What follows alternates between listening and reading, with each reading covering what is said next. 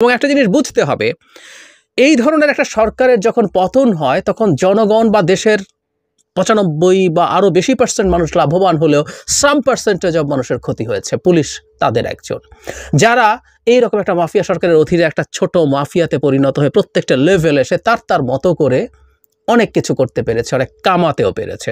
সুতরাং সেই পরিস্থিতি যখন থাকছে না, তার জন্য এরকম একটা সুশাসন দেবে সংকল্প করা, চেষ্টা করা একটা সরকার তার ভালো লাগার কথা না। সুতরাং এই অভিযোগ আছে। অ্যাট দ্য সেম টাইম আমরা দেখছি ঢাকায় বিভিন্ন সময় নানা রকম দাবি টাবি দিয়ে ঘেরাও, রাস্তা বন্ধ, এগুলো শুরু হয়ে গেছে। আসসালামু আলাইকুম প্রিয় দর্শক, শেখ হাসিনা তো দেশ ছেড়ে পলায়ন করেছেন, কিন্তু তার ঝান্ডা বাহিনী কিন্তু বাংলাদেশে রেখে গিয়েছেন। ঝান্ডা বাহিনী এখন কি করবে বা কি করছে, এবং এই শেখ হাসিনার আমলে সবথেকে বেশি ফায়দা লুটেছে প্রশাসন, অর্থাৎ পুলিশ প্রশাসন কিন্তু সবথেকে তারা সুবিধা ভোগ করেছেন এই সরকারের আমলে। কারণ প্রধানমন্ত্রী শেখ হাসিনা সবথেকে বেশি সুবিধা দিয়েছেন এমপি মন্ত্রীদের পরেই কিন্তু পুলিশকে। আর কথা হলো, এত সুবিধার পরেও কেন এখন শেখ হাসিনার বিরুদ্ধে মিছিল করছে? এটা কি আসলে ষড়যন্ত্র, নাকি তাদের মন থেকেই শেখ হাসিনাকে ঘৃণা করা শুরু করেছে? দর্শক, এ নিয়ে গুরুত্বপূর্ণ আলোচনা করেছেন জাহিদ ভাই। আমরা জাহিদ ভাইয়ের আলোচনাটি শুনবো, তারপরে বিস্তারিত থাকবে। ঢাকায় তীব্র ট্রাফিক জ্যাম নিশ্চয় আমরা খেয়াল করছি। আমরা যারা বেরোচ্ছি, বিশেষ করে বিকেল বা সন্ধ্যার দিকে, সেটার ভুক্তভোগী হচ্ছি। গতকাল, আমি আজও কিছুক্ষণ আগেই বাসায় ফিরলাম এবং ফেরার সময় তীব্র জ্যাম ফেস করে এসেছি। গতকালও আমি একটা টিভি চ্যানেলে যাচ্ছিলাম, ধানমন্ডি ল্যাবেইড এলাকা থেকে যমুনা টেলিভিশন, এটা হচ্ছে বসুন্ধরা আবাসিক এলাকায়। 7টার কিছু আগে আমি রওনা হয়েছি, 9টায় শো, আমাকে পৌঁছতে হয়েছে 9:30 প্রায়, মানে অনুষ্ঠানের অর্ধেক চলে গেছে। ঠায় দাঁড়িয়েছিলাম বিভিন্ন জায়গায়। এই জ্যাম নিয়ে কারো মধ্যে কিছুটা ষড়যন্ত্র তত্ত্ব কাজ করছে, এটা আমার কাছে অযৌক্তিক মনে হয় না। আমার মনে হয় এটা নিয়ে কয়েকটা কথা একটু বলা দরকার। প্রথম কথাটা হচ্ছে, এই জ্যাম হওয়া কি খুব স্বাভাবিক? আমরা খেয়াল করব, গতকালই শিক্ষা প্রতিষ্ঠান খুলেছে, সব শিক্ষা প্রতিষ্ঠান। তার মানে এর আগ পর্যন্ত কোনো শিক্ষা প্রতিষ্ঠান খোলা ছিল না। ইনফ্যাক্ট জ্যাম তারও আগে থেকেই হচ্ছিল। রবিবার যখন শিক্ষা প্রতিষ্ঠান খুললো, আমরা ধরে নিতে পারি ঢাকার বহু শিক্ষার্থী যারা আন্ডারগ্রেড এবং পোস্ট গ্রেড লেভেলে পড়ে, ভার্সিটি লেভেলে পড়ে, তারা অনেকেই এখনও ঢাকায় এসে পৌঁছয়নি। এরকম সংখ্যা কিন্তু ঢাকায় শিক্ষার্থীর সংখ্যা প্রচুর, বিভিন্ন বিশ্ববিদ্যালয় এবং যে কলেজগুলো আছে সেগুলোতে। তো এখনও ঢাকার অনেক মানুষ ঢাকায় এসে পৌঁছয়নি, কিন্তু তার মধ্যেই এই তীব্র জ্যামে আমরা পড়ছি। কেন? আমরা জানি পুলিশ পালিয়ে গিয়েছিল। পুলিশের এই পালিয়ে যাওয়া এবং পুলিশের ভবিষ্যৎ শিক্ষা নিয়ে হয়তো কিছু কথা আলাদাভাবে বলবো, কিন্তু আস্তে আস্তে তারা ফিরে আসতে শুরু করেছেন। মাঠে ট্রাফিক পুলিশ, মানে রাস্তায় ট্রাফিক পুলিশ আমরা দেখতে পাচ্ছি। এই ট্রাফিক পুলিশ রাস্তায় আছেন, তারা কি ঠিকঠাক দায়িত্ব পালন করছেন? এই প্রশ্ন অনেকেই করছেন। আমার কাছেও এই প্রশ্নগুলোকে ভ্যালিড মনে হয়।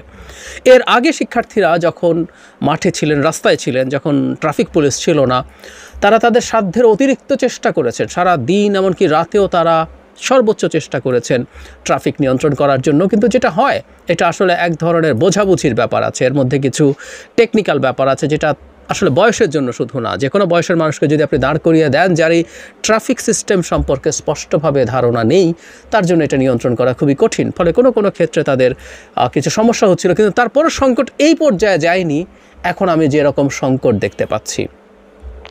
আলাপটা এই কারণেই যে পুলিশ বাহিনীতে দীর্ঘ সময় থেকে একেবারে দলীয় লোকজনকে ঢোকানো হয়েছে, এবং এখনও বিগত মাফিয়া সরকারের প্রচুর, মানে অসংখ্য লোকজন রয়েও গেছে। এবং একটা জিনিস বুঝতে হবে, এই ধরনের একটা সরকারের যখন পতন হয় তখন জনগণ বা দেশের ৯৫ বা আরও বেশি % মানুষ লাভবান হলেও সাম পার্সেন্টেজ অব মানুষের ক্ষতি হয়েছে। পুলিশ তাদের একজন, যারা এইরকম একটা মাফিয়া সরকারের অধীনে একটা ছোট মাফিয়াতে পরিণত হয়ে প্রত্যেকটা লেভেলে সে তার মতো করে অনেক কিছু করতে পেরেছে, অনেক কামাতেও পেরেছে।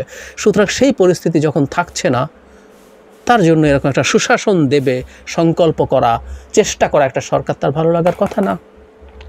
সুতরাং এই অভিযোগ আছে। অ্যাট দ্য সেম টাইম আমরা দেখছি ঢাকায় বিভিন্ন সময় নানা রকম দাবি টাবি দিয়ে ঘেরাও, রাস্তা বন্ধ, এগুলো শুরু হয়ে গেছে।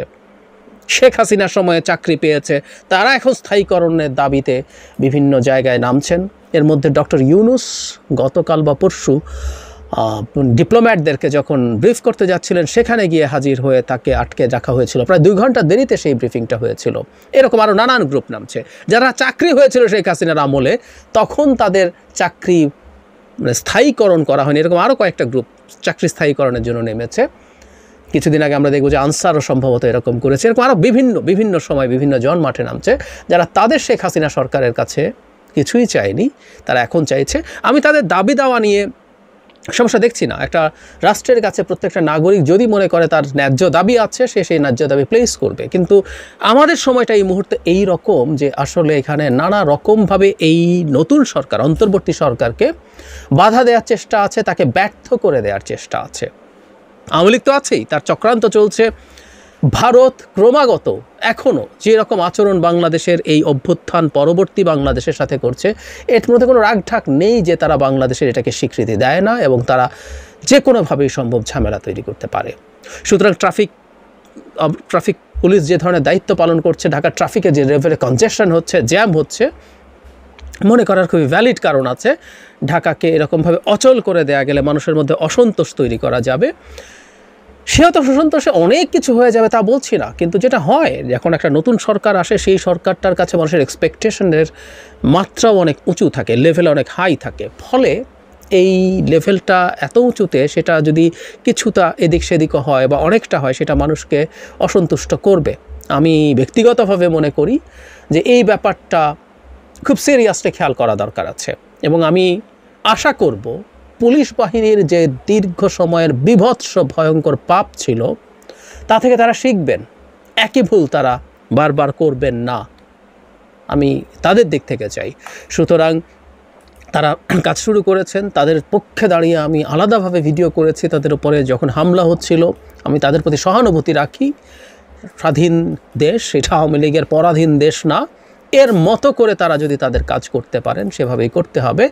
আমরা সব কিছু খেয়াল করব এবং আমি এটা বিশ্বাস করি যে সরকার ওই ব্যাপারে ওয়াকিবহাল আছে এবং তারা খুঁজে দেখার চেষ্টা করছেন এর মধ্যে কোনো পরিকল্পিত স্যাবোটাজ ধরনের কিছু আছে কিনা, থাকলে খুব দ্রুত সেটার ব্যবস্থা। দর্শক, আপনারা শুনছিলেন জাহিদ ভাইয়ের আলোচনাটি এবং এতক্ষণে হয়তো বুঝতে পেরেছেন যে বাংলাদেশের পরিস্থিতি কোন দিকে যাচ্ছে এবং কি হচ্ছে।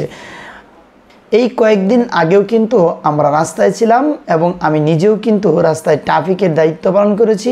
প্রিয় দর্শক, এখন কথা হলো, আমরা কিন্তু রাস্তায় জ্যাম লিখতে দেখি নাই। জ্যাম এখন কেন জ্যাম? এখন কথা হলো, সেই দিনগুলোতে কিন্তু রাস্তায় জ্যাম হয়নি, অর্থাৎ গাড়ি চলাচল স্বাভাবিক ছিল, কোথাও জ্যাম হয়নি। যদিও হয়েছে সেটা আংশিক, কিন্তু এখন কয়েকদিন ধরে রাস্তায় ভীষণ জ্যামের কারণে ঢাকা ঢোকায় যাচ্ছে না এবং অনেক জায়গায় মিছিল হচ্ছে, অনেক জায়গায় আন্দোলন হচ্ছে, নিজের অধিকার চাওয়া হচ্ছে। যে সমস্ত পুলিশকে শেখ হাসিনার আমলে চাকরি দেওয়া হয়েছিল এবং তাদেরকে বাদ করা হয়েছে শেখ হাসিনার আমলেই, তারা আবার একটি ফায়দা লুটার চেষ্টা করছে, রাজপথে এসে তাদের নিজেদের দাবি জানাচ্ছে। এরকমভাবে অনেকেই কিন্তু রাজপথে এসে তাদের দাবি জানাচ্ছে।